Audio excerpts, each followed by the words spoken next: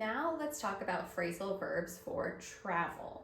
These are all have to do with traveling. When you travel, whether it's by plane or car, mostly by plane, but also could be by car or bus or some other way that you travel. So the first is check in. We checked in online before our flight. We checked in online before our flight. So here our phrasal verb is checked in. This means that you check in. You have to tell the airline, I will be on my flight, and then they give you your seat number, or then they know, okay, this person is checked in, they'll be on the flight tomorrow. You usually are able to check in 24 hours before your flight. Checked in is an inseparable phrasal verb. There's no direct object here. We checked in online before our flight. You cannot say we checked online in before our flight. The next is take off. The plane took off 10 minutes late. The plane took off 10 minutes late. Take off or took off is the past tense of take off.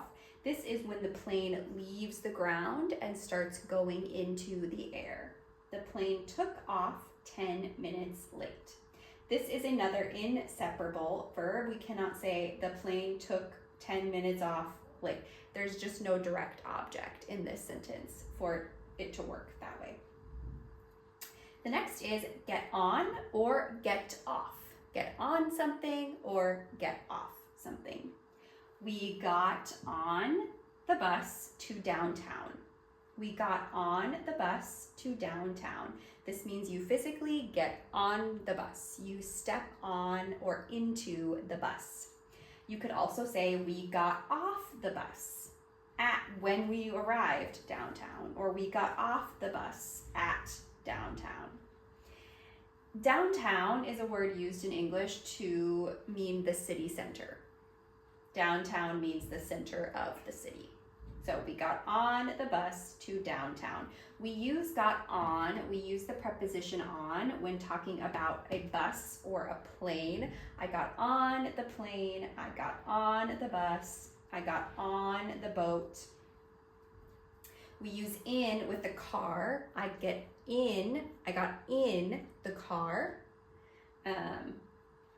So on is mostly used with the bus, planes, or boats, or trains. I got on the train as well. Okay, the next is set off. We set off early to avoid traffic. We set off early to avoid traffic. Set off means you go. You get started. You start your journey. We set off early to avoid traffic. This is also inseparable. There's no direct object in this sentence. We set off early to avoid traffic. We cannot say we set early off to avoid traffic. That doesn't make sense. And the final one is pick up. Can you pick me up from the airport? Can you pick me up from the airport? So pick up means someone comes and gets you. You could also say, can you pick me up from work? Can you pick me up from the store? Can you pick me up from school? Can you pick up the food from the restaurant? Can you pick up groceries from the grocery store? In this example, it's talking about a person, picking up a person directly. And so you'll notice it is definitely separable because there is a pronoun in the middle. When you use a pronoun with phrasal verbs, depending on if it is the direct object of the sentence, it always goes in the middle. In this case, you actually cannot say, can you pick up me from the airport? Saying pick up me is incorrect. It does not make sense. So you have to put the pronoun in the middle. You have to separate the phrasal verb by putting the pronoun in the middle. Can you pick me up from the airport? The final topic we will talk about is relationships and phrasal verbs that have to do with relationships. The first is cheer up. Cheer up. She was sad, but the good news cheered her up. Cheered her up. So here we have cheer up. It's in the past tense. She was sad, but the good news cheered her up. Again, you can see the pronoun in the middle because the pronoun being used here needs to go in the middle of this phrasal verb. We cannot say the good news cheered up her. It needs to go in the middle of the phrasal verb.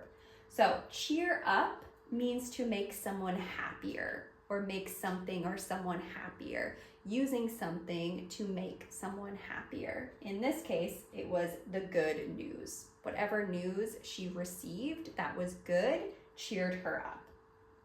The next is calm down. Take a deep breath and calm down. Calm down. Take a deep breath and calm down. Calm down means to focus and to not be so stressed or not be so anxious or not be so excited, but you calm yourself down. You are able to take a deep breath, like this sentence says, and just relax. The next example, get along, and with here in parentheses because it usually means you get along with another person. You get along with another person. So here, I got along with my coworkers.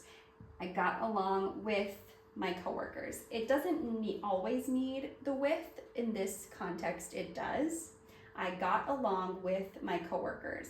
This means that you have a good relationship with your coworkers. You're able to do work really well together. It means that you're maybe not friends, but you get along. You are able to talk and have fun even at work. And the next is very similar, fall out with. Again, the with is in parentheses because sometimes you need it, sometimes you don't, depending on the sentence. And in this case, fall out also talks about with another person in a relationship. So they fell out after a big disagreement. They fell out after a big disagreement.